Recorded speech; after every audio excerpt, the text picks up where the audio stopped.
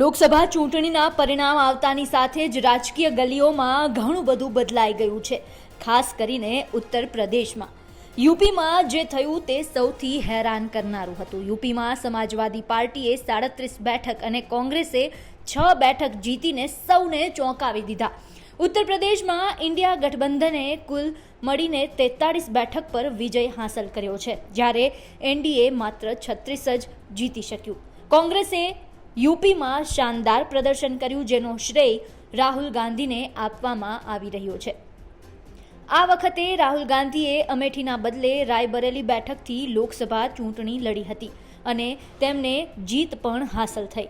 આ બધાની વચ્ચે એક ચોંકાવનારો ખુલાસો થઈ રહ્યો છે અને તેનાથી એ માલુમ પડી રહ્યું છે કે મોદી મેજિક ઓછું થતું દેખાઈ રહ્યું છે અને રાહુલ ગાંધીનો ગ્રાફ વધતો દેખાઈ રહ્યો છે.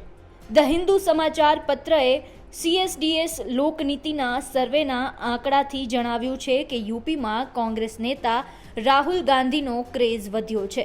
આ સર્વે મુજબ 36% લોકો રાહુલ ગાંધીને પીએમના રૂપમાં જોવા માંગતા હતા, જ્યારે માત્ર 32% લોકોએ નરેન્દ્ર મોદીને પીએમના રૂપમાં પસંદ કર્યા છે.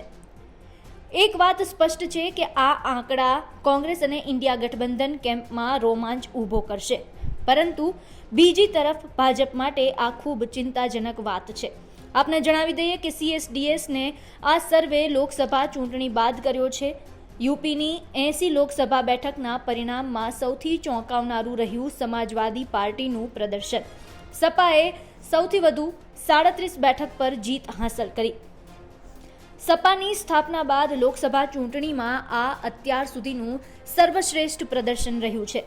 સપા સંસ્થાપક મુલાયમસિંહ યાદવના નિધન બાદ અખિલેશ યાદવે ન માત્ર પારિવારિક એકતા નિશ્ચિત કરી, પરંતુ 2019માં બસપા સાથે ગઠબંધન છતાં માત્ર 5 બેઠક જીતનારી સપાએ આ વખતે એકલા જ પરિવારની 5 સીટ હાંસલ કરી. સપાએ 2019ની ચૂંટણી માયાવતીની બહુજન સમાજવાદી પાર્ટી સાથે લડી હતી, ત્યારે સપાએ માત્ર 5 બેઠક જીતી હતી. પરંતુ આ વખતે સમાજવાદી પાર્ટીનું ધમાકેદાર પ્રદર્શન જોવા મળ્યું. ભાજપે જ્યાં 2019માં 62 બેઠક જીતી હતી, ત્યાં આ વખતે ભાજપ યુપીમાં માત્ર 33 બેઠક જીતી શકી. આ વખતે લોકસભા ચૂંટણીમાં જે પરિણામ આવ્યા છે તેણે વાસ્તવમાં સૌને ચોંકાવ્યા છે. તમામ એક્ઝિટ પોલ ફેલ સાબિત થયા છે. તેમ છતાં કુલ મળીને ફરી એકવાર દેશમાં એનડીએ સરકાર બની છે. બ્યુરો રિપોર્ટ, ગુજરાત તક.